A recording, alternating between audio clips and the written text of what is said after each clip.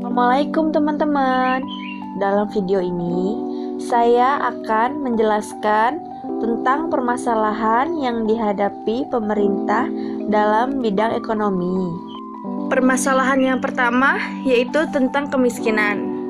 Kemiskinan di suatu negara dipengaruhi oleh dua hal, yaitu tentang pendapatan per kapita dan distribusi pendapatan. Setinggi apapun tingkat pendapatan per kapita suatu negara, jika tidak terdistribusi secara merata, mengidentifikasi bahwa tingkat kemiskinan negara cukup tinggi. Permasalahan yang kedua yaitu inflasi. Inflasi diidentifikasikan sebagai kenaikan harga secara keseluruhan yang berlangsung terus-menerus. Sebenarnya, inflasi tidak terlalu buruk, asalkan masih berada pada tingkat yang aman. Inflasi menjadi bermasalah dan harus segera diatasi bila laju inflasinya tinggi. Karena inflasi yang tinggi menyebabkan daya beli masyarakat, terdapat barang dan jasa menjadi turun. Indonesia pernah mengalami masa suram perekonomian pada saat tahun 1965, di mana terjadi hiperinflasi. Laju inflasi pada waktu itu sebesar 65%. Berarti harga-harga naik lebih dari 6 kali lipat dalam kurun waktu 1 tahun. Permasalahan yang ketiga yaitu pengangguran. Pengangguran di Indonesia sudah merupakan masalah ekonomi yang harus menjadi perhatian dan segera diatasi. Karena pengangguran merupakan salah satu indikator kunci kesehatan perekonomian, banyaknya keinginan untuk menjadi TKI di mancanegara. Meskipun dari berbagai pemberitaan di media massa, kita tahu bahwa tidak sedikit anggota TKI yang bekerja di luar negeri mengalami ancaman penganiayaan, penderitaan, dan lain sebagainya.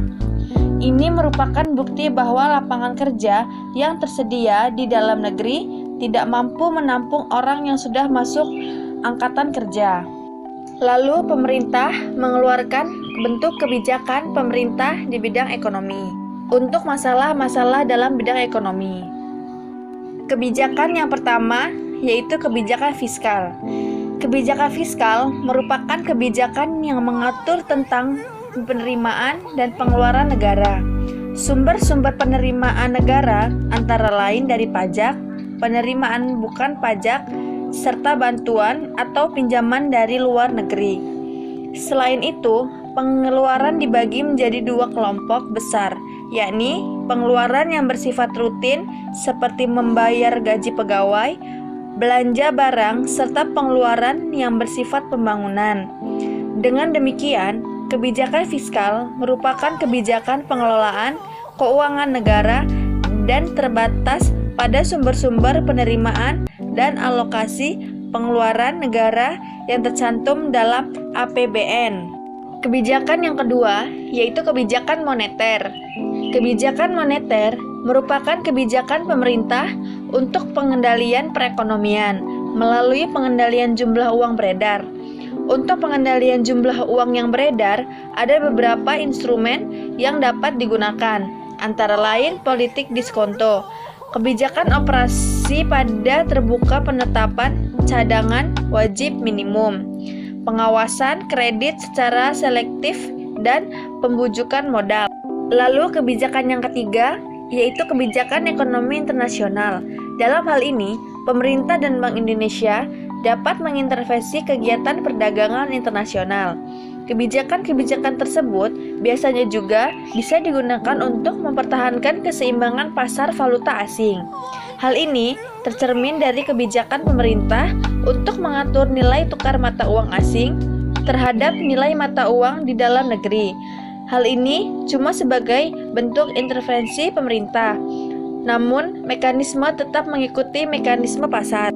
Lalu kebijakan yang terakhir yaitu kebijakan pendapatan oleh pemerintah untuk mempengaruhi tingkat pendapatan masyarakat. Misalnya melalui ketentuan upah minimum dan harga produk tertentu untuk menaikkan pendapatan ataupun untuk menekan laju inflasi.